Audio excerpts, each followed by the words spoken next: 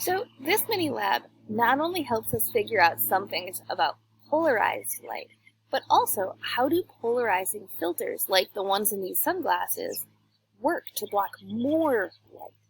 So let's just take one filter at a time. My first filter, no matter what, always blocks 50% of the light. Since unpolarized light was coming in, and only vertically polarized light is coming out, well, the first filter blocks 50% of the light. But the second filter depends. If they're both in the same orientation, so both vertical, then it lets that same amount of light through. 50% of the light still goes through. But if I start to rotate this, notice that it's blocking out more and more of the light. This has a large amplitude before and a smaller amplitude after it reaches the filter. Well, think of it kind of like this. If I had a vertically polarized light as the source and it hits a horizontal filter, well, that won't go through. The horizontal filter stops the oscillations. And that's the basic idea behind polarized filters, is they filter out some polarized light. So let's talk about the physics behind this then. This only works with transverse wave, like light. And you can think of it kind of like a rope or a slinky wave. If I have two vertical filters, well, the vertically polarized light can pass through both. So if I had unpolarized light before, and only vertical is left, that's 50% of the original light, but it still makes it through filter number 2.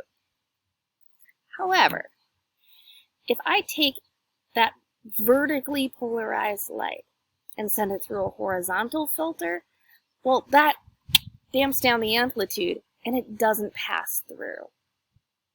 So what does this actually look like? Well, if I have electric fields that are oscillating in all directions to start, and they pass through a vertical filter, then only the vertical electric fields are left, which still pass through a vertical filter. And what this would look like is, see how these polarizing filters, they each on their own block out 50% of the light, and where they overlap, they don't block out significantly more. However, if I have two filters that are perpendicular to each other, the electric field gets blocked off 50%, leaving only the vertical electric field, and then when it tries to pass through the horizontal one, well, it doesn't make it.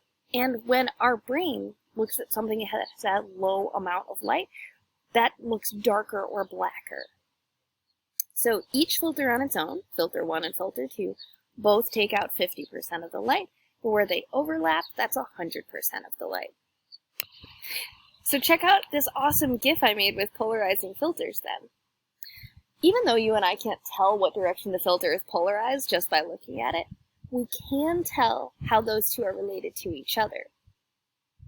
When it's blocking out all of the light, so it's very, very dark, those filters must be perpendicular to each other.